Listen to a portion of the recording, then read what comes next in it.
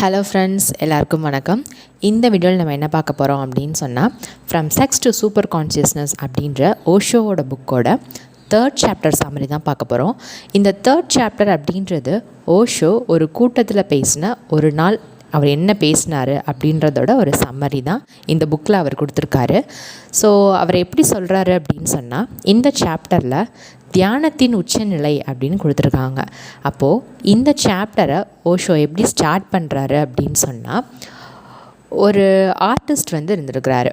அந்த ஆர்டிஸ்ட் என்ன பண்ணார் அப்படின்னு சொன்னால், இந்த உலகத்திலேயே ரொம்ப ஒரு அழகான ஓவியத்தை நம்ம வரையணும். அதாவது அந்த ஓவியத்தை பார்த்தா அதில் தான் கடவுள் தன்மை நிறைஞ்சிருக்கு அப்படின்ட்டு எல்லாருக்குமே தோணணும். அது மாதிரி ஒரு ஓவியத்தை நம்ம வரையணும் அப்படின்னு நினச்சாராம். அதுக்காக அவர் ஒரு நிறைய நாள் இந்த உலகம் ஃபுல்லாக நடந்து வந்துகிட்டே இருந்துருக்கிறாரு. அப்போது அவர் கண்ணில் பட்டது ஒரு ஆடு மேய்க்கிற ஒரு மனுஷனோட ஒரு முகம். அவரை பார்க்கும்போது அவருக்கு எப்படி இருந்ததா, கடவுளே இறங்கி அவரோட முகத்தில் இருக்கிற மாதிரி இருந்ததான். ஓகே, இவர்கிட்ட ஒரு பாசிட்டிவ் வைப்ரேஷன் இருக்குது, இவரை பார்த்தா கடவுள் இவருக்குள்ளே இருக்கிறாருன்னு எல்லாருக்குமே தோணும். ஸோ இவரை வரையலாம் அப்படின்னு சொல்லிட்டு அந்த உலகத்திலே ஒரு பாசிட்டிவ் வைப்ரேஷன் கொடுக்கக்கூடிய ஒரு ஃபேஸ் அப்படின்னு சொல்லிட்டு அந்த ஆடு மேய்க்கிற மனுஷனோட முகத்தை அவர் வரைஞ்சி அதை நிறைய காப்பீஸ் போட்டு நிறைய விற்றுருக்காரு. அவருக்கு நிறைய லாபமும் பார்த்துருக்காரு. கொஞ்ச நாளைக்கு அப்புறம் அவருக்கு இன்னொரு விஷயம் தோணியிருக்கு. எப்படி ஒரு பாசிட்டிவ் வைப்ரேஷன் ஒரு ஃபேஸ் நம்ம வரைஞ்சோமோ, அதே மாதிரி ஒரு நெகட்டிவ் வைப்ரேஷன் ஃபேஸும் நமக்கு கிடைக்கணும், அதை நம்ம வரையணும். அதாவது ஒரு மனுஷன் அப்படின்னா அவன் ஒரு பாசிட்டிவ் சைடும் இருக்கும், ஒரு நெகட்டிவ் சைடும் இருக்கும் அப்படின்றத இந்த உலகத்துக்கு நம்ம காட்டணும் அப்படின்னு சொல்லிட்டு ஒரு பார்த்தாலே ஒரு அகோரமாக இருக்கிற, அதை பார்த்தாலே யாருக்கும் பிடிக்காமல் இருக்கிற ஒரு ஃபேஸ் மாதிரி தேடணும் அப்படின்னு சொல்லிட்டு மறுபடியும் தேட ஆரம்பிச்சிருக்காரு. ஆனால் அவருக்கு அந்த மாதிரி எதுவுமே கிடைக்கல. அதுக்கப்புறம் ஃபைனலாக ஒரு ஜெயிலில் ஒரு கைதியை போய் பார்த்துருக்காரு. அந்த கைதியோட முகம் இவர் நினச்ச மாதிரியே இருந்திருக்கு. அந்த கைதி 7 கொலைகள் பண்ணியிருந்திருக்கான். சரி, இவருடைய முகம்தான் நம்ம நினைக்கிறக்கூடிய முகம் அப்படின்னு சொல்லிட்டு அப்போது ஒரு மோஸ்ட் நெகட்டிவ் வைப்ரேஷன் கொடுக்குற ஒரு ஃபேஸ் அப்படின்னு சொல்லிட்டு அந்த முகத்தை அந்த அவரோட பெயிண்டிங்காக பண்ணியிருக்காரு.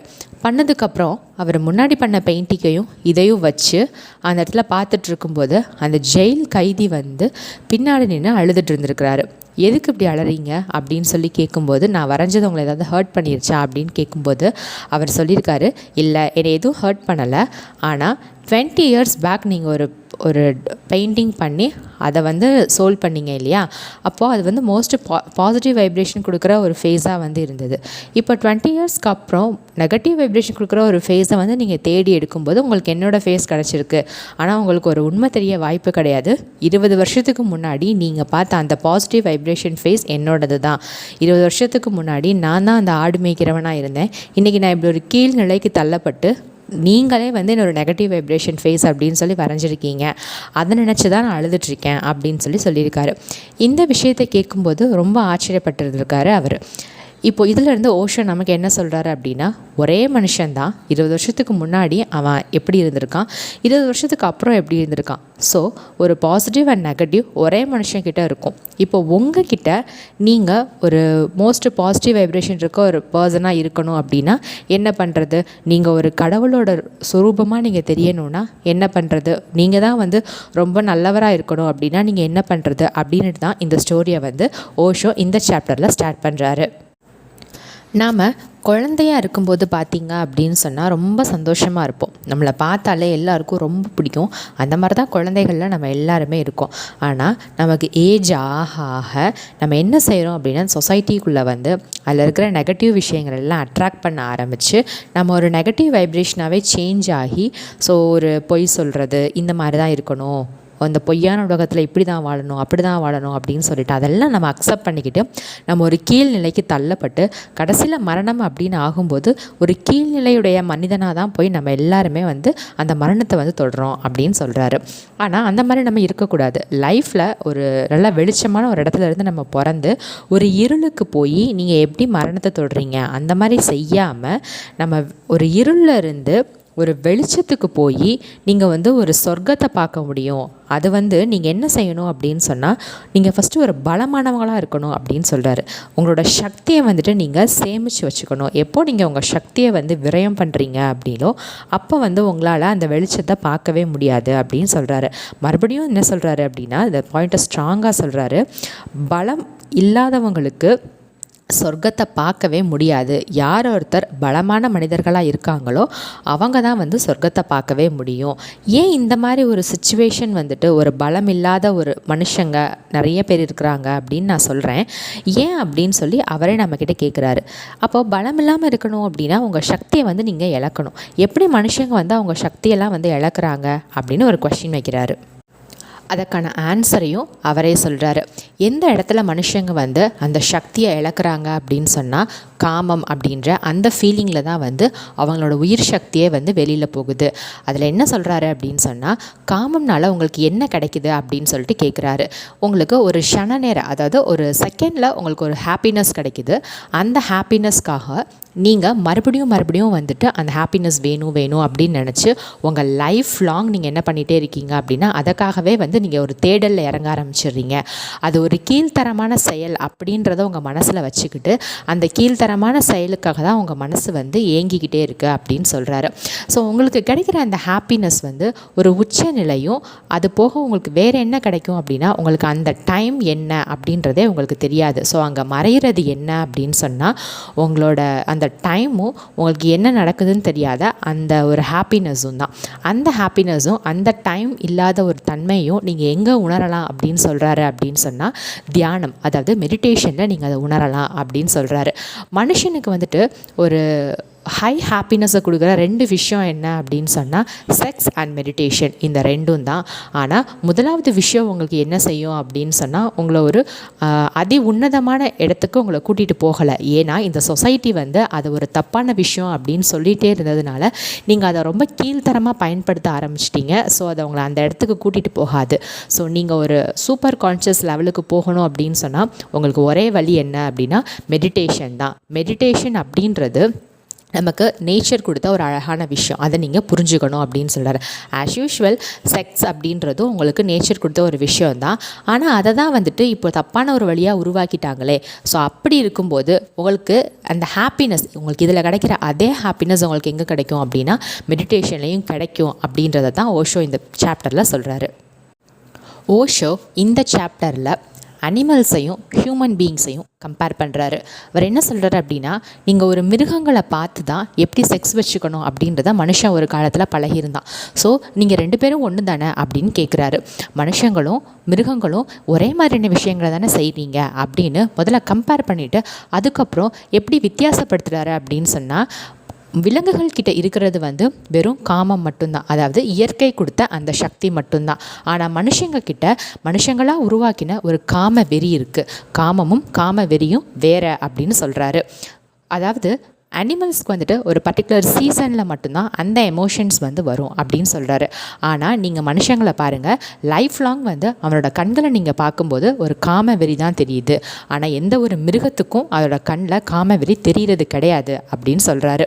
இதுக்கெல்லாம் என்ன காரணம் அப்படின்னு சொல்கிறாரு அப்படின்னா, நீங்கள் செக்ஸ் பற்றின ஒரு தவறான எண்ணங்களோட இந்த சொசைட்டியை உருவாக்கி வச்சிருக்கிறது தான் அப்படின்றத நிறைய எக்ஸாம்பிள்ஸோட இந்த சாப்டரில் ஓஷோ வந்துட்டு சொல்கிறாரு.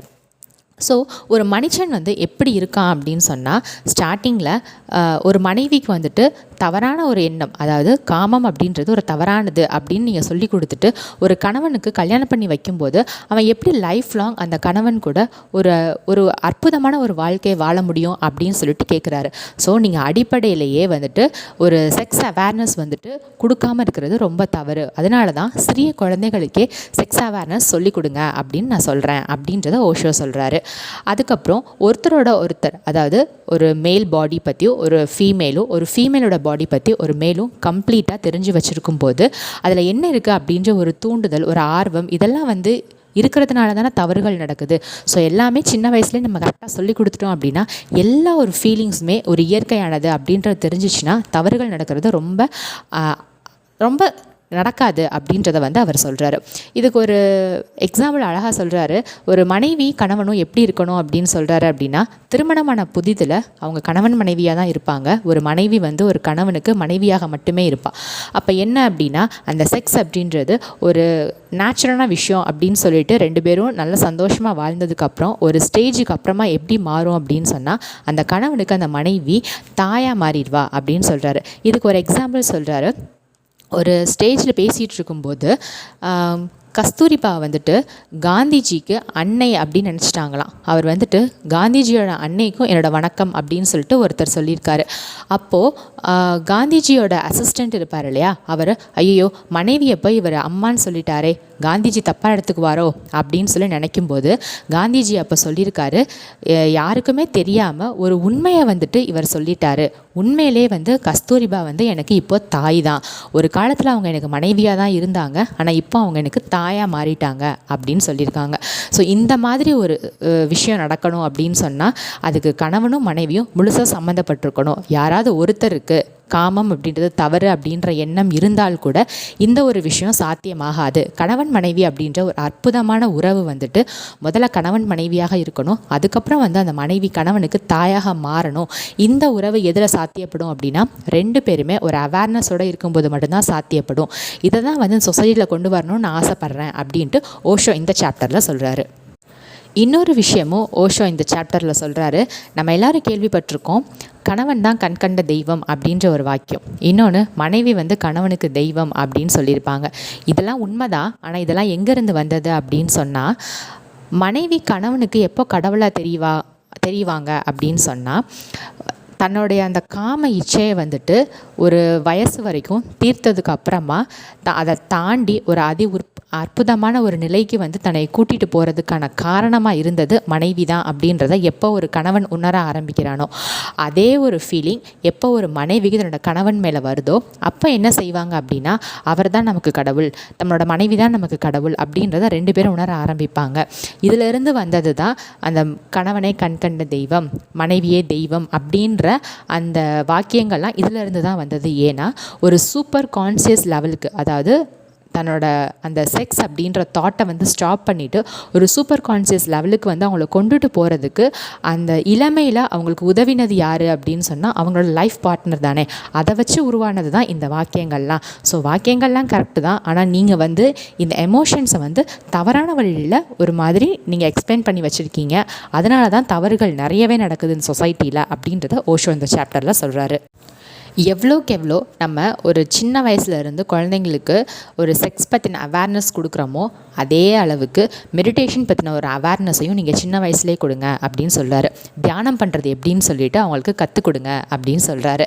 தியானம் பண்ணுற ஒரு மனுஷன் எப்படி இருப்பான் அப்படின்னு சொல்கிறாரு அப்படின்னா, தன்னுடைய கடமைகளில் இருந்து தவறாமல் இருப்பான் அப்படின்னு சொல்கிறாரு. யார் ஒருத்தர் தன்னோட கடமைகளை சரியாக செய்கிறாங்க அப்படின்னா, அவங்க வந்துட்டு கடமைகளை சரியாக செய்கிறவங்க வந்துட்டு தவறான ஒரு பாதையில் போக மாட்டாங்க. ஏன்னா அவங்க தனக்காக தன்னோட குடும்பத்துக்காக வாழ்கிறாங்க. அப்போ குடும்பத்துக்காக தான் வாழணுமா அப்படின்னா, அதுக்காக தான் நம்ம இந்த உலகத்தில் வந்து பிறந்திருக்கோம் அப்படின்றத சொல்கிறாரு. நம்ம ஒரு ஒரு ஒரு இடத்துல இருக்கோம் அப்படின்னு சொன்னால் நமக்குன்னு சில கடமைகள் இருக்கும்ல, நமக்கான கடமைகள், நம்ம மனைவிக்கான கடமைகள், நம்ம குழந்தைங்களுக்காக கடமைகள் அப்படின்னு சொல்லிட்டு இருக்கும் இல்லையா. அந்த கடமைகள்லாம் நீ சரியாக செஞ்சுட்டு வரும்போது உன்னோட பாதை வந்து தவறான இடத்துக்கு போகாது அப்படின்றத சொல்கிறாரு. இதை யாரால் செய்ய முடியும் அப்படின்னா, சின்ன வயசுலேருந்தே தியானத்தை பழகின ஒரு மனுஷனால் இந்த கடமைகளிலிருந்து தவறாமல் கரெக்டாக இருக்க முடியும். அவன் வந்து செக்ஸ் பற்றின ஒரு அவேர்னஸோடையும் இருப்பான். தியானத்தை நீங்கள் கரெக்டாக பழகிட்டீங்க அப்படின்னாலே இந்த உலகத்தில் வர எல்லா ஃபீலிங்ஸுமே வந்துட்டு இயற்கையானது. அதை எப்படி நீங்கள் ஃபேஸ் பண்ணணும் அப்படின்றது உங்களுக்கு தெரிஞ்சிடும். ஸோ நீங்கள் செக்ஸ் பற்றி எதிர்த்து குழந்தைகிட்ட பேசாதீங்க, அதை பற்றி சொல்லி கொடுத்துட்டு at the same time meditation எப்படி பண்ணணும் அப்படின்றத நீங்கள் சொல்லி கொடுத்துருங்க அப்படின்றதையும் சொல்கிறாரு. இப்போ இருக்கிற மனுஷங்கள்லாம் எப்படி இருக்கிறாங்க அப்படின்னா, சின்ன வயசில் இந்த மாதிரி தவறான விஷயங்களெல்லாம் சொல்லி கொடுத்துட்டு வயதானதுக்கு அப்புறமா வந்துட்டு தியானம் எப்படி பண்ணுறது, யோகா எப்படி பண்ணுறது அப்படின்னு நிறைய விசாரிச்சுட்ருக்குறாங்க. ஆனால் ஒரு சின்ன செடியை வந்து நம்ம எந்த மாதிரி வேணும்னாலும் வளைக்கலாம். ஆனால் அது ஒரு பெரிய மரமானதுக்கப்புறம் அது எந்த மாதிரி வேணும்னாலும் நம்மளால் வளைக்க முடியுமா? முடியாது இல்லையா? அப்படி நம்ம வளைக்கணும் அப்படின்னு நினச்சோன்னா அது ஒடிஞ்சு தான் போயிடும். அதை தான் அவர் சொல்கிறாரு, நீங்கள் சின்ன வயசுலேயே தியானம் பண்ண கற்றுக் கொடுத்துட்டீங்க அப்படின்னு சொன்னால் அது அவங்களுக்கு ஈஸியாக வந்து புரிஞ்சிடும். நீங்கள் இவ்வளோ வயசானதுக்கப்புறமா தியானம் எப்படி பண்ணுறது, யோகா எப்படி பண்ணுறது அப்படின்னு கேட்டுட்டு ஒரு ஆன்மீக பாதையை நோக்கி போகணும் அப்படின்னு சொல்லும்போது அதை உங்களால் ஃபுல்லாக வந்து கற்றுக்க முடியாது. அதுக்கான இடத்துல நீங்கள் கரெக்டான பிளேஸில் இல்லை. அதை நீங்கள் கற்றுக்கிற வயசுலேயே நீங்கள் கற்றுக்கணும். அதனால் ஒரு சிறிய வயதிலேயே வந்துட்டு நீங்கள் தியானம் பண்ண ஸ்டார்ட் பண்ணுங்கள் அப்படின்றத சொல்கிறாரு. தியானம் அப்படின்னா என்ன அப்படின்னு சொல்கிறாரு அப்படின்னா, ஒன்றுமே இல்லை. தியானம் அப்படின்றது நான் அப்படின்ற ஒரு அகங்காரம் இல்லாமல் அமைதியாக ஒரு கண்ணை மூடி எந்த ஒரு தாட்ஸும் இல்லாமல் உங்களால் அமைதியாக உட்கார முடிஞ்சது அப்படின்னா அதுதான் தியானம். இதை ஒரு 14 வயசுக்கு முன்னாடியே ஒரு குழந்தைக்கு நீங்கள் சொல்லி கொடுத்துடணும். 14 வயசுக்கு முன்னாடியே அவனால் ஒரு கண்ணை மூடி எந்த ஒரு தாட்ஸும் இல்லாமல் அமைதியாக எந்த ஒரு எமோஷன்ஸும் இல்லாமல் ரொம்ப காமாக உட்கார முடிஞ்சது அப்படின்னு சொன்னால் பின்னாடி அவன் தவறு செய்கிறதுக்கான வாய்ப்புகளே கிடையாது. அவனுக்கு செக்ஸ் அப்படின்ற ஒரு தாட் வரும்போது கூட அதை எப்படி ஹேண்டில் பண்ணணும் அப்படின்றது ஈஸியாக புரிஞ்சிடும். தவறான வழிக்கு கண்டிப்பாக அவன் போக மாட்டான் அப்படின்னு சொல்கிறாரு. இதை தான் வந்து தியானம் அப்படின்ற ஒரு விஷயம் ரொம்ப அற்புதமாக மனுஷங்கிட்ட செஞ்சிட்ருக்கு. அதனால் சிறிய குழந்தைகளுக்கு அதை கண்டிப்பாக வந்து நீங்கள் சொல்லிக் கொடுத்துருங்க அப்படின்றத ரொம்பவே ஸ்ட்ராங்காக இந்த சாப்டரில் ஓஷோ சொல்லிகிட்ருக்காரு. குழந்தைங்களுக்கு நீங்கள் எப்படி ஒரு தியானம் பண்ண கற்றுக் கொடுக்கணும் அப்படின்னு சொன்னால், கண்ணை மூடி குடும்பமாக அமைதியாக ஒரு மணி நேரம் டெய்லி எல்லோரும் உட்காருங்க அப்படின்னு சொல்கிறாரு. நீங்கள் பேரண்ட்ஸ் அந்த மாதிரி உட்காந்திங்க அப்படின்னு சொன்னால் குழந்தைங்க கூட சேர்ந்து உட்காருவாங்க. ஸோ டெய்லி 1 மணி நேரம் அமைதியாக எந்த ஒரு தாட்ஸும் இல்லாமல் உங்களால் உட்கார முடியும் அப்படின்னு சொன்னால் அந்த சக்தி விரயமாகுது அப்படின்னு சொல்கிறோம் இல்லையா, அது என்ன ஆகும் அப்படின்னா இங்கே உங்களோட சக்தி வந்து உருவாக்கப்படும் அப்படின்னு சொல்கிறாரு. அந்த தியானத்தின் மூலயமா உங்கள் உயிர் சக்தி வந்து ரொம்ப அதிகமாகும் அப்படின்னு சொல்கிறாரு. ஸோ உங்களோட வாழ்நாளையே நீங்கள் அதிகரிச்சுக்கலாம் அப்படின்னு சொல்கிறாரு. தியானத்துக்கு அவ்வளோ ஒரு பவர் இருக்குது அப்படின்னு சொல்கிறாரு. நீங்கள் ஃபஸ்ட்டு குழந்தைங்களுக்கு சொல்லிக் கொடுக்க வேண்டியது என்ன அப்படின்னா தியானம் தான் அப்படின்னு சொல்லிட்டு, ரெண்டாவதாக நீங்கள் என்ன சொல்லிக் கொடுக்கணும் அப்படின்னா ஒரு அன்புனா எப்படி இருக்கணும் அப்படின்றத நீங்கள் குழந்தைங்களுக்கு சொல்லிக் கொடுக்கணும் அப்படின்னு சொல்கிறாரு. உண்மையான அன்பு என்னன்றது எல்லாருக்குமே தெரியும். எல்லாருமே முதல்ல ஒரு உண்மையான அன்போடு தான் இருந்திருப்போம். ஒரு சொசைட்டிக்குள்ளே நம்ம ஒரு வளர தான் வந்துட்டு இந்த உண்மையான அன்புக்கு மதிப்பு கிடையாது அப்படின்னு நம்ம யோசிக்க ஆரம்பிச்சு தான் அன்பு இல்லாத ஒரு நிலைக்கு மாறுறோம். ஆனால் எல்லாருமே அன்பு இதுதான் அப்படின்னு தன்னோட குழந்தைங்களுக்கு சொல்லி கொடுத்துட்டீங்க அப்படின்னு சொன்னால் இந்த உலகத்தில் யாருமே அன்பு இதுதான், அன்பு இது கிடையாது போல் அப்படின்னு ஒரு தவறான விஷயங்களை பார்த்து கற்றுக்குறாங்க இல்லையா, அது வந்து இங்கே யாருமே பார்க்க மாட்டாங்க. ஸோ எல்லா குழந்தைங்களுக்குமே இதை கரெக்டாக சொல்லிக் கொடுங்க அப்படின்னு ஓஷோ சொல்கிறாரு. நீங்கள் அன்பை சொல்லிக் கொடுக்க தான் பின்னால் அந்த காமம் அப்படின்றதே அன்போட ஒரு பார்ட் தான் அப்படின்றது அவனுக்கு புரிய ஆரம்பிக்கும் அப்படின்னு சொல்கிறாரு. அதுக்காக நீங்கள் கண்டிப்பாக வந்து தியானத்துக்கு அடுத்தபடியாக அன்புனா என்ன அப்படின்றத தான் குழந்தைங்களுக்கு சொல்லிக் கொடுக்கணும் அப்படின்றதையும் சொல்கிறாரு. இந்த மாதிரி நீங்கள் அன்பை சொல்லி கொடுக்கும்போது என்ன ஆகுது அப்படின்னு சொன்னால் பின்னால் அந்த பையன் வந்துட்டு தன்னோட மனைவி கிட்ட அன்பின் மூலியமாகத்தான் தன்னோட காமசக்தியை வெளிப்படுத்துவானே தவிர ஒரு காமசக்தியால் இன்னொரு பெண்கிட்ட போய் அவன் எனக்கு ஒரு காமம் வேணும் அப்படின்னு சொல்லிட்டு கேட்க மாட்டான். தன்னோட மனைவி மேலே இருக்க உண்மையான அன்பின் மூலமாக அந்த அன்புக்காக மட்டுமே தன்னோட காமசக்தியை வந்து அவன் யூஸ் பண்ணிப்பான். ஸோ அதுக்காக தான் வந்து நான் அன்பை சொல்லிக் கொடுக்க சொல்கிறேன் அப்படின்றதையும் அவர் சொல்கிறாரு. அன்புக்கான ஒரு அழகான எக்ஸாம்பிளையும் ஓஷோ இந்த சாப்டரில் சொல்லியிருக்காரு. அதாவது ஒரு பத்திரிகை நிருபர் வந்துட்டு ஒரு துறவிக்கிட்ட வந்துட்டு ஒரு பேட்டி எடுக்கிறதுக்காக அவரை தேடி போயிருந்திருக்காரு. அவரை பார்க்குறதுக்காகவே அந்த நிருபர் வந்து ரொம்ப தூரம் நடந்து போயிருந்திருக்காரு. ஸோ ரொம்ப களைப்பு அடைஞ்சு அவரோட வீடை ஒரு வழியாக கண்டுபிடிச்சிட்டாரு. அவர் எங்கே இருக்கார் அப்படின்னு கண்டுபிடிச்சதுக்கு அப்புறமா இவர் இந்த இடத்துல தான் இருக்கார் அப்படின்னு சொல்லியிருக்காங்க. சொல்லிவிட்டு அவர் உள்ளே போகிறதுக்கு முன்னாடி அவருக்கு ரொம்ப டயர்டாக இருந்திருக்கு. இவ்வளோ தூரம் பயணம் பண்ணி இங்கே வந்திருக்கோம் அப்படின்னு சொல்லிட்டு ஒரு டென்ஷன், ஒரு கோபம், இதில் அவர் என்ன பண்ணிட்டாரு அப்படின்னு சொன்னால் அவர் காலில் போட்டிருக்க செருப்பை ஒரு மாதிரி அழுத்தி தூக்கி எரிஞ்சிட்டு அந்த கதவை வந்து படார்னு திறந்து உள்ளே போய் உட்கார்ந்துருக்காரு. உள்ளே போய் உட்காந்து வணக்கம் அப்படின்னு சொல்கிறதுக்குள்ளேயே அந்த துறவி என்ன சொல்லிட்டாரு அப்படின்னு சொன்னால், நீ என்கிட்ட எதுக்காக வந்தையோ, நான் என்ன சொல்லணும்னு நினைக்கிறியோ அதை உன்னால் கேட்க முடியாது, நான் உனக்கு சொல்ல மாட்டேன். நான் உனக்கு எல்லாம் சொல்லணும் அப்படின்னு சொன்னால் நீ வெளியில் போய் நீ தூக்கி எறிஞ்ச பார்த்தியா அவனோட செருப்பு, அதுக்கிட்ட ஒரு மன்னிப்பையும், நீ தள்ளி விட்ட பார்த்தியா அந்த கதவு, அதுக்கிட்ட போய் ஒரு மன்னிப்பும் கேட்டுட்டு வா அப்படின்னு சொன்னாராம். அப்போது அவருக்கு அந்த நிருபருக்கு ரொம்ப வந்து கோவம் வந்துச்சான். இது ஒரு பைத்தியக்காரத்தனமாக தெரிஞ்சிருக்கு. என்ன சொல்கிறீங்க, நான் எப்படி போய் அந்த கதவுக்கிட்டையும் செருப்புக்கிட்டையும் மன்னிப்பு கேட்க முடியும், அதுக்கு என்ன உயிராக இருக்குது அப்படின்னு சொல்லி கேட்டாராம். அதுக்கு அந்த துறவி சொல்லியிருக்காரு, நீ உயிர் இருக்கதா நினச்சி தானே அதை படார்னு தள்ளி விட்ட, உன் கோவத்தை வந்து அதுக்கிட்ட காட்டின, அந்த செருப்பை நீ தூக்கி எறியும் போது அது ஒரு பொருள், ஒரு உயிருள்ள பொருள் மாதிரி தானே உன் கோவத்தை அதுக்கிட்ட போய் நீ காட்டின. அப்போ மன்னிப்பு கேட்குறதுக்காக மட்டும் நீ ஏன் அதை செய்ய மாட்டேங்கிற? நீ போய் மன்னிப்பு கேட்டுட்டு வந்தால் தான் நான் பேசுவேன் அப்படின்னு சொல்லியிருக்காரு. அவர் உடனே என்ன பண்ணுறதுன்னு தெரியாமல், இவர் என்ன பெரிய பைத்தியமா, இவர்கிட்ட போய் நம்ம வந்தோம் அப்படின்னு சொல்லிட்டு, சரி இவ்வளோ தூரம் நடந்து வந்துட்டோம், அவர் சொன்னதை செய்வோம் அப்படின்னு சொல்லிட்டு போய் அவரோட செருப்பு கிட்ட போயிட்டு 2 கையை எடுத்து கும்பிட்டு, என்னை மன்னிச்சிடுங்க, உங்களை தெரியாமல் தூக்கி போட்டுட்டேன் அப்படின்னு சொல்லியிருக்காரு. அதுக்கப்புறம் அந்த கதவு கிட்ட போய், நான் உங்களை தெரியாமல் தூக்கி தள்ளி விட்டுட்டேன், என்னை மன்னிச்சிடுங்க அப்படின்னு கேட்டுட்டு போய் அந்த துறவிக்கிட்ட போய் உட்காந்துருக்காரு. உட்கார்ந்த உடனே அந்த துறவி சொல்லியிருக்காரு, இப்போ எல்லாமே சரியாயிடுச்சு, நீயும் அமைதியாக இருக்க, உனக்கு அன்புனா என்னன்னு தெரிஞ்சிருச்சு. ஸோ இப்போது நான் என்ன சொல்கிறேன் அப்படின்றத அவனால் அமைதியாக கேட்க முடியும். இப்போ நீ என்ன வேணுமோ கேளு, நான் சொல்கிறேன் அப்படின்னு சொன்னாராம். இதை அந்த நிருபர் எழுதும்போது என்ன சொல்லியிருக்காரு அப்படின்னு சொன்னால், அவருக்கு எப்படி ஃபீல் ஆச்சு அப்படின்றத அவரோட எழுதியிருக்காரு. உண்மையிலேயே அந்த செருப்புக்கிட்டையும் அந்த கதவுக்கிட்டையும் நான் போய் மன்னிப்பு கேட்டுட்டு வந்ததுக்கப்புறம் எனக்கு ஒரு அற்புதமான ஒரு ஃபீலிங், என்னை அறியாமலேயே ஒரு அமைதி எனக்குள்ளே வந்தது அப்படின்னு சொல்லியிருக்காரு.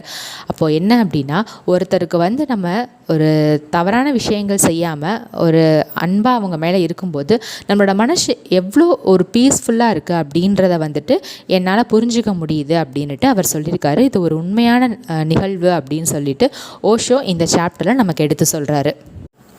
அந்த அன்பு கூட எப்படி இருக்கணும் அப்படின்னு ஓஷோ சொல்கிறாரு அப்படின்னா, நீங்கள் உங்கள் குழந்தைங்களுக்கு அன்பை எப்படி சொல்லிக் கொடுக்குறீங்க அப்படின்னா, நான் உன்னை நல்லா பார்த்துக்கிட்டேன், அதனால் நீ என் மேலே அன்பு வச்சுக்கணும், நான் தான் உன்னை வளர்த்தேன், அதனால் நீ என்னை அன்பாக பார்த்துக்கணும், நான் இந்த பொண்ணை உனக்கு கல்யாணம் பண்ணி கொடுக்குறேன், அதனால் நீ அவளை அன்பாக பார்த்துக்கணும். இந்த மாதிரி சொல்லிக் கொடுக்கும்போது ஏதோ ஒரு விஷயத்தை எதிர்பார்த்து தான் அன்பு கொடுக்கப்படுது அப்படின்னு சொல்கிறாரு. ஆனால் அது உண்மையிலே அன்பான்னு கேட்டால் கிடையாது அப்படின்னு சொல்கிறாரு. எல்லார் மேலேயும் சரிசமமாக அன்பு காட்டணும் அப்படின்னு சொல்கிறாரு. நீங்கள் ஒரு அம்மா அப்படின்றதுனாலையோ, நீங்கள் ஒரு அப்பா அப்படின்றதுனாலையோ ஒரு குழந்தை உங்கள் மேலே அன்பு காட்டுச்சு அப்படின்னு சொன்னால் அது உண்மையான அன்பே கிடையாது. நீங்கள் ஒரு உண்மையான அன்பை ஒரு குழந்தைக்கு சொல்லிக் கொடுக்குறீங்க அப்படின்னா, எல்லா மனுஷங்கக்கிட்டையும், தெரிஞ்சவங்க தெரியாதவங்க எல்லார்கிட்டையுமே அந்த குழந்தை ஒரே மாதிரியான அன்பை தான் காட்டணும். அதுதான் உண்மையான அன்பு அப்படின்னு சொல்கிறாரு. அப்போ அன்பு அப்படின்றது இந்த மனுஷ பிறவியில் ஒரு நிலை அப்படின்னு சொல்கிறாரு. அது உங்களில் ஒரு பார்ட், அது உங்ககிட்ட இருந்தே தான் ஆகணும். அதை ஆள் பார்த்து வர்றது, இல்லை ஒரு ஸ்டேட்டஸ் பார்த்து வர்றது, இல்லை நமக்கு இவங்க இதனால் செஞ்சாங்க அப்படின்ற ஒரு நன்றி விசுவாசத்தால் வர்றது, இதெல்லாம் ஒரு அன்பே கிடையாது. அதை நீங்கள் அன்புன்னு சொல்லிக்காதீங்க. எல்லார் மேலேயும் சரிசமமாக அன்பு காட்டுங்க, எல்லாரையும் ஒரே மாதிரி நடத்துங்க. ஒரு விலங்குகள்கிட்டையும் நீங்கள் ஒரே மாதிரி அன்பு காட்டுங்க, மனுஷங்கக்கிட்டையும் அதே அன்பை காட்டுங்க அப்படின்னு சொல்கிறாரு.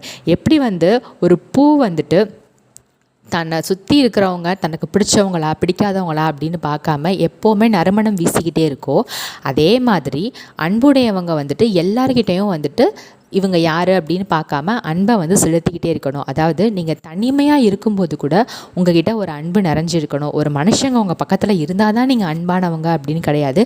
நீங்கள் அமைதியாக தனியாக உட்கார்ந்துருக்கும்போது கூட நீங்கள் அன்பானவங்களாக இருக்க கற்றுக்கோங்க அப்படின்னு சொல்கிறாரு. புத்தர் ஒரு தடவை தன்னோட சீடர்கிட்ட உங்கள் வயசு என்ன அப்படின்னு கேட்டாராம். அதுக்கு அந்த சீடர் சொல்லியிருக்காரு, என்னோடய வயது 5 அப்படின்னு சொல்லியிருக்காரு. 5 வயசா, நீங்கள் என்ன சொல்கிறீங்க, உங்களை பார்த்தா ஒரு 70 வயசு ஆன மாதிரி இருக்கே அப்படின்னு கேட்டாராம். அதுக்கு அவர் சொல்லியிருக்காரு, நீங்கள் தானே சொன்னீங்க அன்பு இருக்கும்போது தான் தன்னோட வாழ்க்கை ஸ்டார்ட் ஆகுது அப்படின்னு சொல்லிட்டு. நான் ஒரு 5 வருஷமாக தான் உங்ககிட்ட சீடனாக இருக்கேன். இந்த 5 வருஷமாக தான் என்னோடய வாழ்க்கையில் ஒரு உண்மையான அன்பு என்கிட்ட இருக்குது. அதுக்கு முன்னாடி வரைக்கும் நான் இவ்வளோ அன்போடு இருந்தது கிடையாது. அதனால் நான் எப்போ அன்பு செலுத்த ஆரம்பித்தனோ அதிலிருந்து என்னோடய வாழ்க்கையை நான் கணக்கிட்டு பார்க்கும்போது எனக்கு 5 வயசு தான் ஆகுது அப்படின்னு சொன்னாராம். இதை சொல்லி தான் ஓஷோ நம்மக்கிட்ட என்ன சொல்கிறாரு அப்படின்னு சொன்னால், இப்போ உங்களுக்கு எத்தனை வயசாக இருந்தாலும் பரவாயில்ல, உங்ககிட்ட அன்பு இல்லைனாலும் பரவாயில்ல, இப்போது நீங்கள் அன்புனா என்ன அப்படின்னு புரிஞ்சுக்கிட்டீங்க அப்படின்னு சொன்னால் இப்போ இருந்து நீங்கள் அன்பு செலுத்த ஸ்டார்ட் பண்ணுங்கள். இப்போ தான் நீங்கள் புதுசாக பிறந்திருக்கீங்க அப்படின்னு நினச்சிக்கோங்க. நீங்கள் இப்போ நான் சொன்ன எல்லாத்தையும் உங்கள் குழந்தைங்களுக்கு சொல்லிக் கொடுக்கணும் அப்படின்னு நினைக்காதீங்க. முதல்ல நீங்கள் அன்பை கற்றுக்கோங்க. அப்போது ஆட்டோமேட்டிக்காக உங்கள் குழந்தைங்களுக்கும் அதை கற்றுக் கொடுத்துருவீங்க. நீங்கள் கற்றுக் கொடுக்கணும் அப்படின்ட்டு உங்கள் குழந்தைகளுக்காக நீங்கள் வெயிட் பண்ணாதீங்க. நீங்கள் இப்போ எந்த வயதில் இருந்தாலும் அன்பு செலுத்த ஆரம்பிங்க. புதுசாக பிறக்கிறோம் அப்படின்னு சொல்லிட்டு அந்த அன்பு செலுத்த நீங்கள் ஆரம்பிக்கும்போது உங்கள் லைஃப்பில் நீங்கள் ஒரு அப்டேட் பண்ண ஒரு சேஞ்சை நீங்கள் பார்க்க முடியும் அப்படின்னு சொல்கிறாரு. ஸோ நீங்கள் இப்போவே அன்பு செலுத்த ஸ்டார்ட் பண்ணிவிட்டு உங்கள் லைஃப் எப்படி இருக்குன்னு நீங்கள் என்கிட்ட சொல்ல வேண்டாம், யாருக்கிட்டையும் சொல்ல வேண்டாம், நீங்களே நோட் பண்ணுங்கள். அதை நீங்கள் புரிஞ்சுக்கிட்டீங்க அப்படின்னு சொன்னால் உங்கள் லைஃப்பில் ஒரு சூப்பரான சேஞ்ச் இருக்கும். நீங்கள் அந்த சூப்பர் கான்சியஸ்னஸ் அப்படின்ற ஒரு விஷயத்தை நீங்கள் பார்க்குறதுக்கு இந்த அன்பும் மெடிடேஷனும் தான் உங்களுக்கு உதவும் அப்படின்னு சொல்லி இந்த சாப்டரை ஓஷோ முடிச்சிடுறாரு. நெக்ஸ்ட் வீடியோவில் ஓஷோ 4th சாப்டரில் என்ன சொன்னார் அப்படின்றத பார்க்கலாம். தேங்க்யூ.